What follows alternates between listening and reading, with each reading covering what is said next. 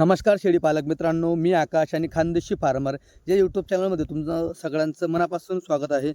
मित्रांनो, हा व्हिडिओ बनवण्यामागचं कारण 2027ची बकरी ईदची पूर्वतयारी. मित्रांनो, 2026ची बकरी ईद ही खूप जोरात झाली. जे कोणी शेळी पालक माझ्यापासून बोकड घेऊन गेले होते त्यांचे बोकड मित्रांनो कुर्बानीमध्ये खूपच चांगल्या रेटमध्ये गेले, त्यांना चांगला मोबदला भेटला. आणि याला सगळं क्रेडिट म्हणजे आपण त्याच शेळी पालकांना देणार आहेत की ज्यांनी खूप चांगल्या पद्धतीत मित्रांनो बोकडांची काळजी घेतली आणि बोकडांचं वजन वगैरे हे चांगल्या पद्धतीत मित्रांनो गेन झालेलं होतं. एकदम निवांतमध्ये मित्रांनो शेतात येऊन बसलेलो आहे निंबाच्या झाडाखाली आणि व्हिडिओ बनवतो आहे. तर मित्रांनो संपूर्ण व्हिडिओ शेवटपर्यंत बघा, कारण की 2027ची बकरी ईदची पूर्वतयारी करायची असेल तर मित्रांनो हा व्हिडिओ तुम्हाला पूर्ण बघायचा खूप गरजेचं आहे. कारण मित्रांनो ह्यावर्षी आणि इथून पुढे देखील सरकारने गौहत्या बंद केली, त्याच्यामुळे पूर्ण जो फोकस होता हा फोकस मित्रांनो बोकडांवरती आला. आणि यामुळे मित्रांनो मागणी खूप मोठ्या प्रमाणात झाली आणि माल खूप कमी भेटला. म्हणजे अगदी मित्रांनो बकरी ईदच्या एक दिवस अगोदर देखील खूप जणांचे फोन आले की आकाश भाऊ बोकड आहेत का. तसंच मला देखील भरपूर जणांचे कॉन्टॅक्ट आले की आकाश भाऊ कोणाकडे बोकड असतील तर कळवा. पण मित्रांनो जे कोणी माझ्यापासून बोकड घेऊन गेले 12 महिने अगोदर, तर बऱ्याच जणांनी काय केलं माहिती का, 12 महिने अगोदर घेऊन तर गेले पण 4 महिन्यानंतर 5 महिन्यानंतर ते बोकडे विकून दिले. आणि काही जण घेऊन गेले तर त्यांनी 2-4 महिने अगोदर घेऊन गेले किंवा 6 महिने अगोदर घेऊन गेले. पण बाकीच्यांचे बोकड हे बकरीच्या कामात 100% आले. बाकीच्यांनी विकायची घाई केली आणि बाकीच्यांचे बोकड अजून बकरी ईदसाठी तयार झालेले नव्हते. तर मित्रांनो 2027ची जर तुम्हाला बकरी ईदची तयारी करायची असेल तर हा व्हिडिओ संपूर्ण बघा. तर मित्रांनो बोकड घेताना तुम्हाला एवढ्या 4 महिन्याच्या आत तुमचे बकरी ईदचे बोकड मित्रांनो खरेदी झालेले पाहिजेत. कारण की 2027च्या मे महिन्यामध्ये मित्रांनो 17 तारखेला पुढची बकरी ईद असणार आहे. गोष्ट लक्षात ठेवा, 2027च्या मे महिन्यामध्ये 17 तारखेला मित्रांनो बकरी ईद असणार आहे. म्हणजे इथून नाही काहीतरी अजून 12 महिने मित्रांनो बकरी ईद आहे. बोकडला 2 दात होण्यासाठी कमीत कमी 14 महिने 15 महिने एवढा टाईम लागत असतो. जर व्यवस्थित खाय प्यायला जास्त असलं तर कदाचित बोकड हा दात उशिरा देखील करत असतो. अंगावर ताकद असतं त्याच्यामुळे लवकर दातं पाडत नाही. काही काही बोकड खायामध्ये तुटले तर लवकर देखील दातं करत असतात. पण मित्रांनो जर तुम्हाला तुमचे बोकडांना चांगली किंमत भेटावी तर त्यासाठी तुम्हाला बोकडांना खाया प्यायला खूप जास्त घालावं लागेल, बरोबर. तर मित्रांनो बोकड खरेदी जर तुम्हाला करायची असेल तर एवढ्या 4 महिन्याच्या आत तुमचे कुर्बानीचे बोकड खरेदी झाले पाहिजेत. जर तुम्ही एवढ्या महिन्याच्या आतमध्ये खरेदी करताय तर तुम्ही 2-2, 3-3 महिन्याचे देखील बोकड खरेदी करू शकतात. आणि 4 महिन्यानंतर जर तुम्ही खरेदी करणार असणार तर मित्रांनो तुम्हाला 5-5, 6-6, 7-7 महिन्याचे बोकड मित्रांनो खरेदी करावे लागतील, तर तुमच्या कुर्बानीच्या कामात येतील. पण एवढा मोठा बोकड घेऊन फायदाच नाही, कारण की मित्रांनो 7 महिन्याचा बोकड घ्यायचं म्हणजे जवळपास तो तुमच्यापासून जास्त पैसे घेऊन जाणार आहे. त्यापेक्षा जर तुम्ही 3 महिन्यापासून तर 5 महिन्यापर्यंतचे बोकड खरेदी करत असणार तर तुमचा तो बोकड 7 महिन्यापर्यंत 8 महिन्यापर्यंत तुम्हाला देखील चांगला प्रॉफिट देऊन जाणारा असणार आहे. तर त्याच्यामुळे मित्रांनो तुम्हाला जर बकरी ईदची तयारी करायची असेल 2027ची, तर 2027च्या मेमध्ये 17 तारखेला बकरी ईद आहे. तर तुम्हाला एवढ्या 3-4 महिन्याच्या आतमध्ये तुम्हाला तुमचे सगळे बोकड खरेदी करून घेतले गेले पाहिजेत. आता मित्रांनो याला अपवाद असा आहे की बऱ्याच जणांचे जे यूट्यूबवरती व्हिडिओ येत असतात ते देखील 100% त्यांचंही खरं आहे की पावसाळ्यामध्ये रोगराईला सामोरे जावं लागतं. ही गोष्ट मी पण देखील मित्रांनो मान्य करतो. पण जर तुम्ही कुर्बानीसाठी बोकड पालन करताय तर तुमचे बोकड हे 100% मित्रांनो तुम्ही जेवढं बंदिस्त कराल तेवढे तुमचे बोकड चांगले बनतील. आता बरेच जण म्हणतात की बंदिस्तमध्ये चारा खूप लागतो.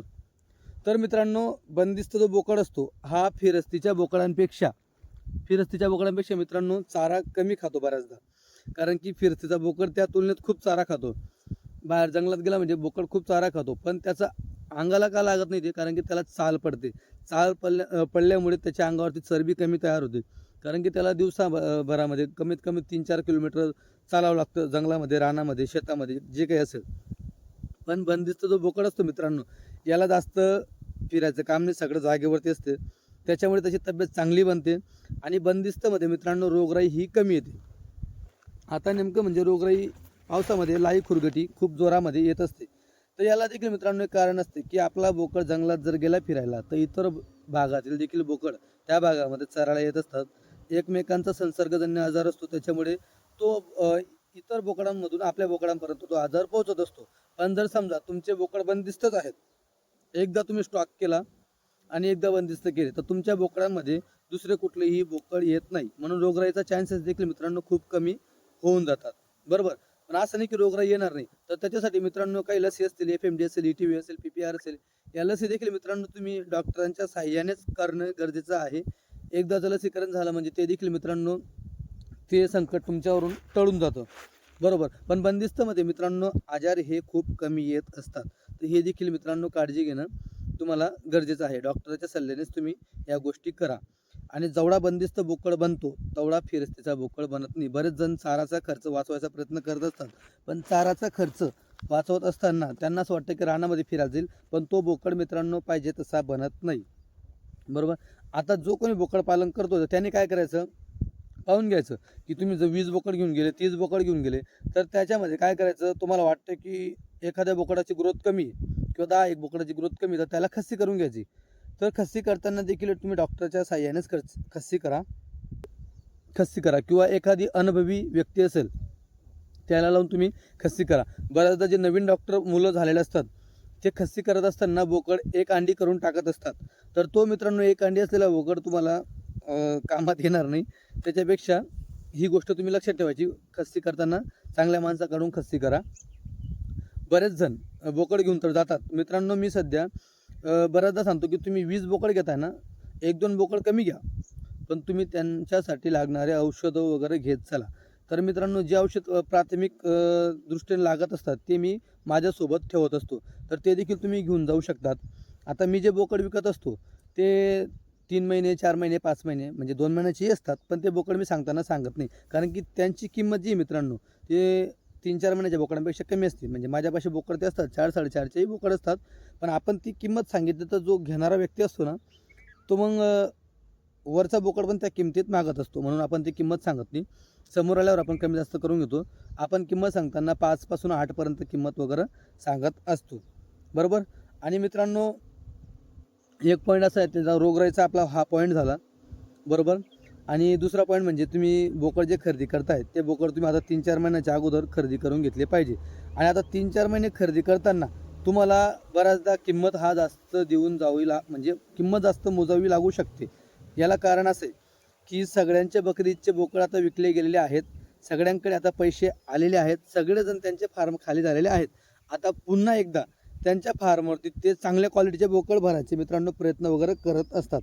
आता जे फार्मवाले आहेत बरेच जण, मुंबईवाले असतील, पुणेवाले असतील किंवा MP, UP, राजस्थान यातले सगळे फार्म मित्रांनो खाली झालेले, म्हणजे अगदी छत्तीसगडपर्यंत असेल. तर ह्या भागामध्ये मित्रांनो राजस्थानी बोकडांना खूप डिमांड आहे.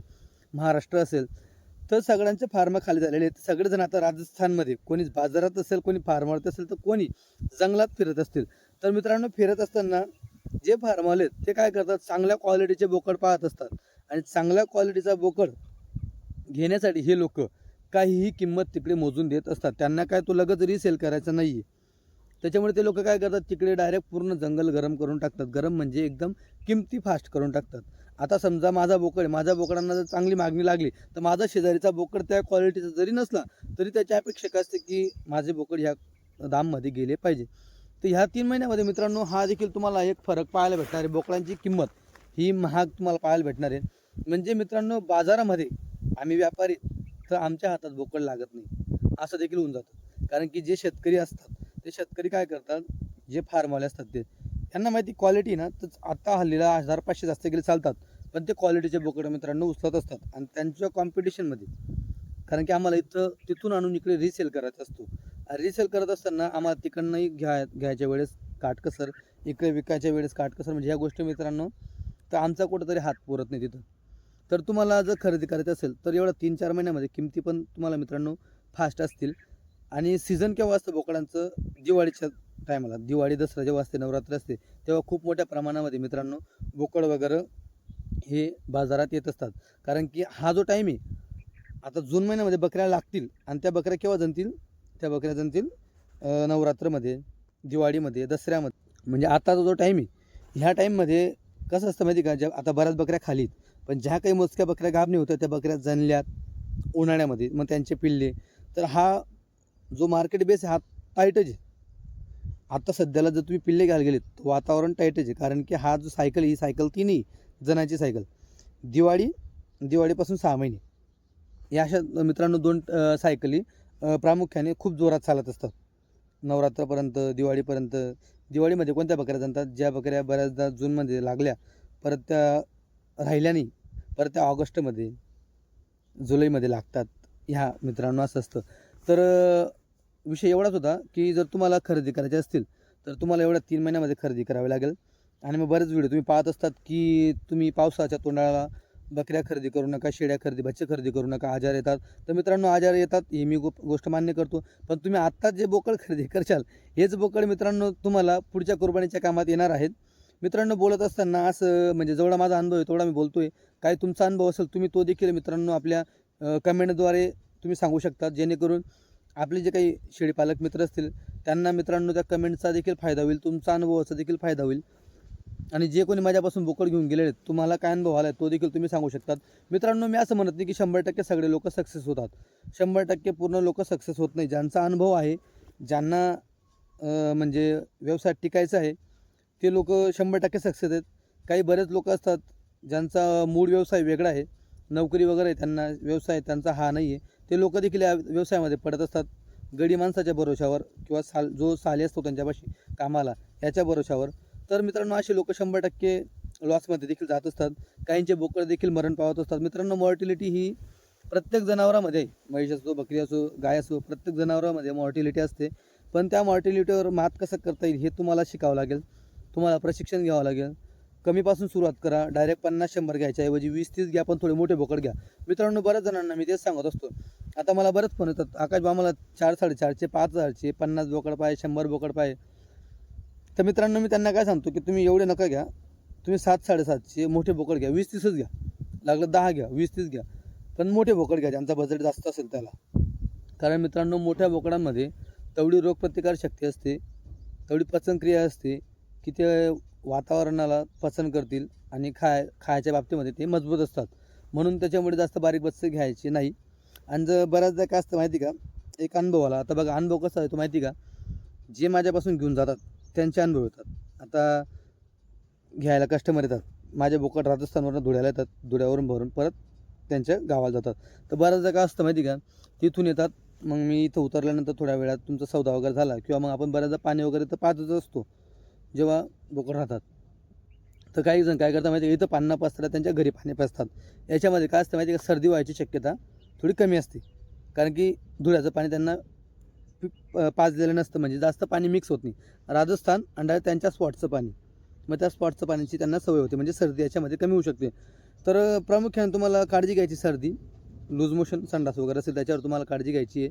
आणि बंदिस्त केल्यावर तुम्हाला बोकडांचे खुरं टाईम कापणी करायची आहे, केसांची कापणी करायची आहे. तर ह्या गोष्टी मित्रांनो प्रामुख्याने गरजेच्या आहेत. आता येतो आपण, जेव्हा तुम्ही बोकड घेऊन जातात सुरुवातीला गुळाचं पाणी पाजा, किंवा आपल्यापाशी पावडर देखील असतं, ते पावडर तुम्ही घेऊन जा. ते पावडर पाजा, म्हणजे त्यांचा जो आराम वगैरे आहे, म्हणजे थकवा वगैरे आहे मित्रांनो, तो थकवा वगैरे त्यांचा निघत असतो. त्याच्यानंतर घेऊन गेल्यावर 2-3 दिवस आराम झाल्यावर त्यांना डिवॉर्मिंग करा, दंताचं औषध द्या. 15 दिवस त्यांना कंटिन्यू लिव्हर टॉनिक द्या. लिव्हर टॉनिक सोबत जर तुम्ही मल्टीस्टार दिलं तर मित्रांनो डबल डोस लागतो. लिव्हर टॉनिक हे लिव्हर मजबूत करायचं आणि पचनक्रिया करायचं काम करत असतं, पण मल्टीस्टार मित्रांनो हे वजन वाढायचं काम करत असतं. तर ह्या औषधं वगैरे देखील मित्रांनो आपल्यापाशी आपण ठेवलेले असतात. खास करून तापाची गोळी, संडासाची गोळी, ह्या गोष्टी असतात. ताप 100 ते 102 असायला पाहिजे. 100च्या खाली असेल तर एनर्जी पावडर द्या. त्याच्यानंतर जर 102च्या वरती असेल तर तापाची गोळी द्या. तर हे देखील मित्रांनो खूप गरजेचं आहे. तर भरपूर बोलायसारखे भरपूर पॉईंट आहेत. आपल्यापाशी आपण बोकड विकायचं काम करतो, त्यासोबत ही माहिती देखील जेवढी आपल्याला माहिती ते आपण तुम्हाला द्यायचा प्रयत्न करतो आहे. कारण की आपला यूट्यूब चॅनल देखील आहे, आपण तिकडची माहिती पण घेत असतो. हा व्हिडिओ स्पेशल त्या माणसांसाठी होता ज्यांना 2027ची बकरी ईदसाठी काम करायचं आहे. मित्रांनो ह्या वेळेस खूप दाम लागला, जबरदस्त दाम लागलेला आहे. तुम्ही लागलं तर बकरी ईदची व्हिडिओ बघा.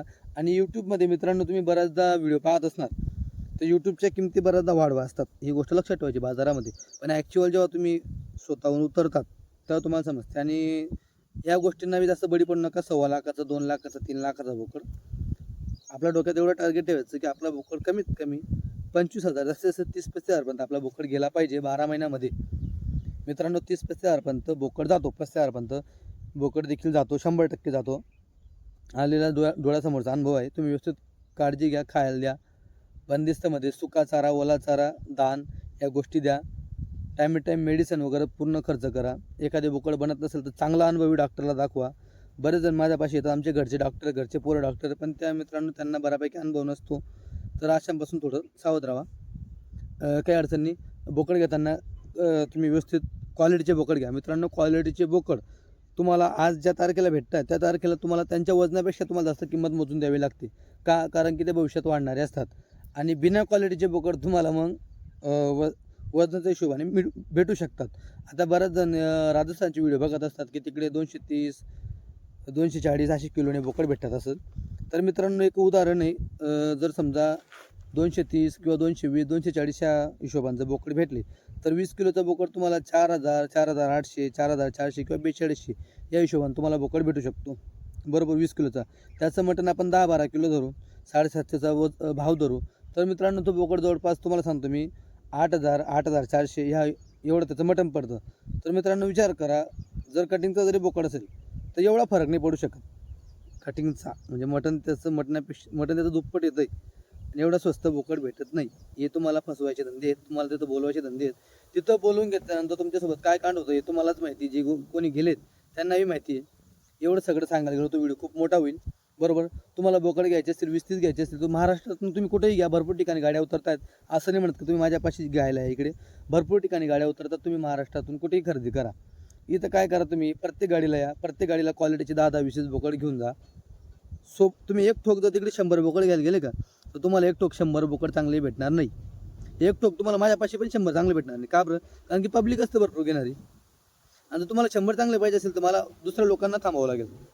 आणि मी तुमच्या बरोबर दुसऱ्या लोकांना थांबवू शकत नाही. कारण तुम्ही आले, तुम्ही कमी किंमत लावली, मग तिथं माझाही लॉस होतो. त्याच्यामुळे मला सगळ्यांना बोलावं लागतं, जेणेकरून माझाही लॉस नाही होणार. तुम्ही 100 न घेता 40, 50, 30चा लॉट घ्या, जेणेकरून तुम्हाला क्वालिटी चांगली भेटेल. तर मित्रांनो, व्हिडिओमध्ये काही बोलताना चुकलो असेल तर माफी असावी. जर व्हिडिओ चांगला वाटला असेल तर कमेंटमध्ये नक्की कळवा. तुमचा अनुभव देखील तुम्ही कमेंटमध्ये नक्की सांगा. जय हिंद, जय महाराष्ट्र, जय खानदेश.